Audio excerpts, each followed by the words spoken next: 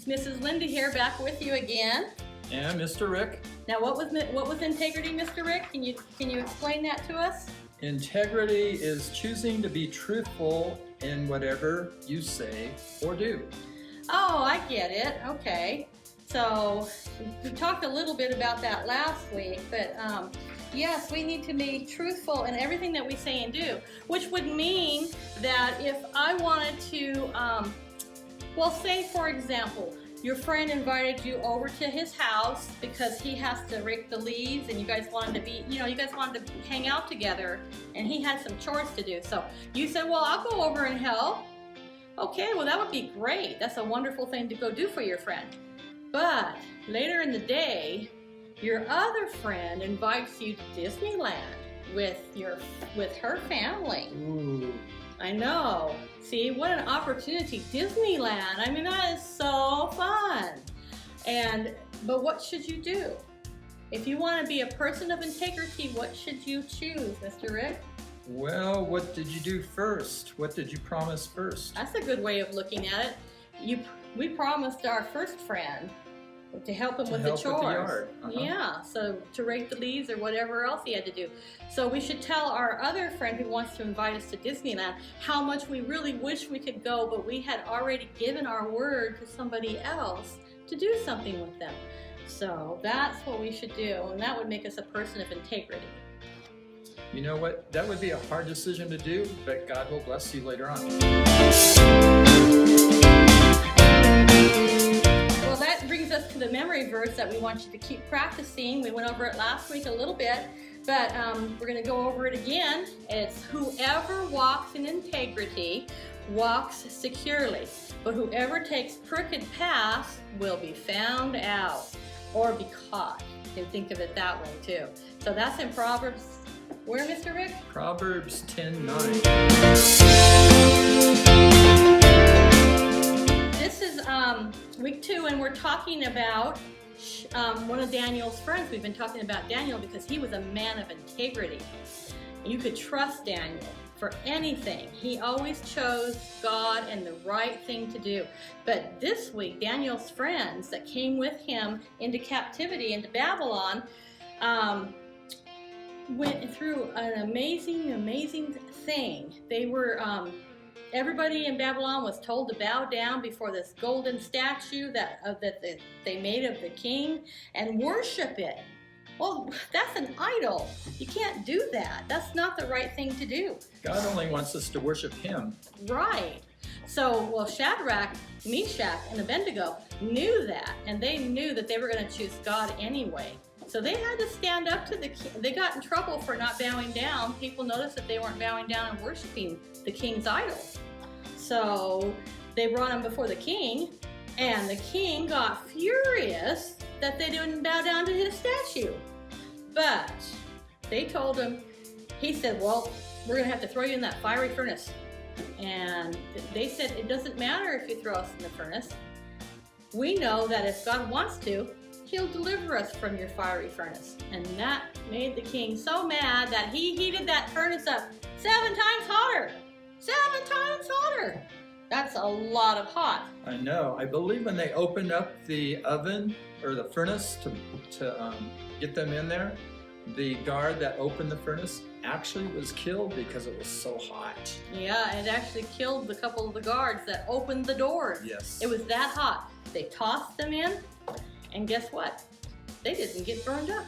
No, they were walking around in the fire, and the king went to go see. He wanted to see. He was hoping they were all burned up and dead, I'm sure. But he saw 4 men in the fire, not 3. 4. Yeah.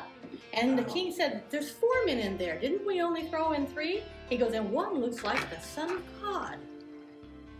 It must have been Jesus. So it was Jesus in the fire with Shadrach, Meshach, and Abednego. And when they took them, they were like, look at them, they're fine.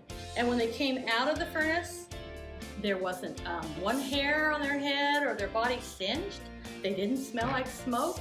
Because you know how you get around a campfire, you just smell like smoke from the smoke blowing on you. Nothing. They were totally untouched by that fiery furnace. Sounds like a miracle to me, Miss Linda. It was a miracle. And it opened the eyes of the king to understand that Shadrach, Meshach, and Abednego and Daniel's God was a real God and wasn't an idol. Hi kids, we're back. Mr. Rick and Miss Linda. We had a great time making that slime, but now we have another craft we have to show you. Right. There's another part that goes to our slime that we made for the fiery furnace, and that has to do with this paper here. You download this online, and of course we have this on cardstock. You just simply color it out and then cut it out. And what we're gonna do is we're gonna put it on this stick here. You can use a straw, you can use a wooden tongue depressor kind of stick, those kind. So you're going to take one of the parts and we're going to actually tape it to the back of your stick or straw. It should be round because you're going to spin it like this. These are pretty neat. I like these. I'm going to go ahead and put 3 strands of tape on there, just in case. That's crooked. No, that's not right. They'll stand in there crooked. Okay.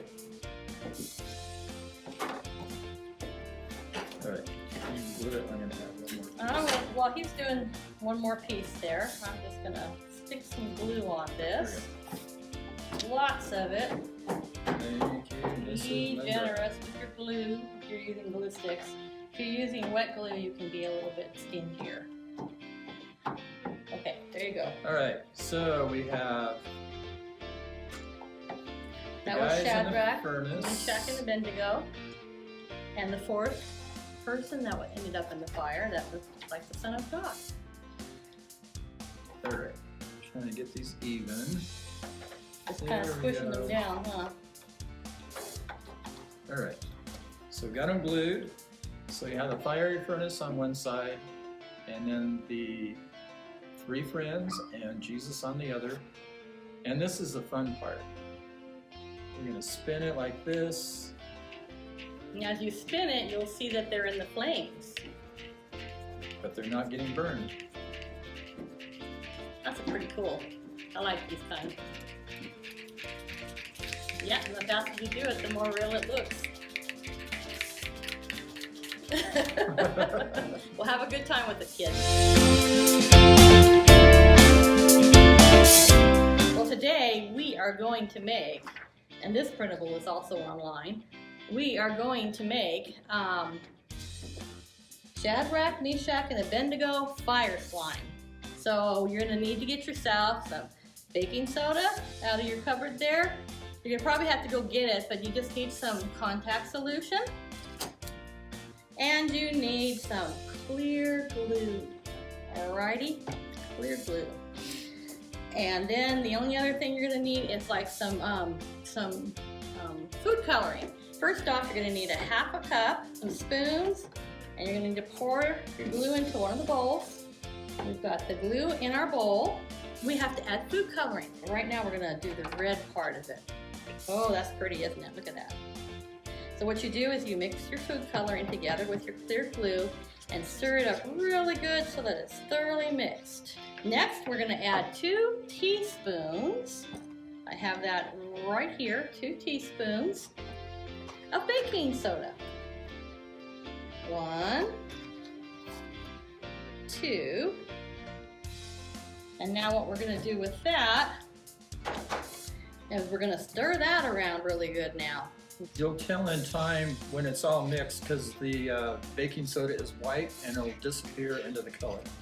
We take the contact solution and we are going to put in 1 tablespoon of that. Okay, so we're going to put this in there, and once you put that in there, it starts to get stiffened up right away.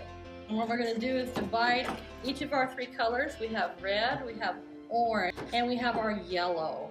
So we're going to divide that in half. All right, this is the fun part. Now that we've got all 3 colors, you can either roll them into long strips and hold them all up together to get them to start to mix, or you can just grab all 3 at once and let it stretch. Well, you guys have a great time and we'll see you next week. Have fun.